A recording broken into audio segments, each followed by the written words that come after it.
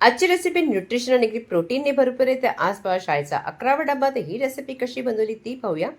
अर्धी वाटी उकडलेले चणे घ्यायचे. रात्रीच तुम्ही त्याला मीठ घालून उकडून ठेवू शकता. स्मॅशरने स्मॅश करायचे. हिरवी मिरची घातली, बिलकुल तिखट नाही आहे. त्याचबरोबर चिली फ्लेक्स, नंतर घालायचे आपण पनीर. पनीर अगदी 5 चमचे घाला. मीठ आणि कोथिंबीर घालायची. सगळी जिन्नस आले की व्यवस्थित मिक्स करून घ्यायचं.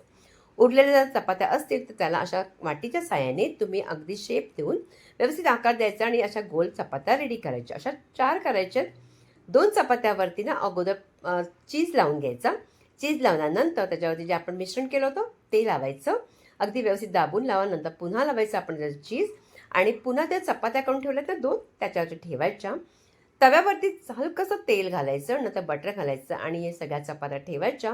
अगदी परतून व्यवस्थित घ्यायच्या. छान चवीला चांगल्या लागतात. नक्की मुलांना खूप आवडेल. नक्की करून द्यायचा. आणि हा बघा आपला शाळेचा 11वा डब्बा छान असा रेडी झाला आहे.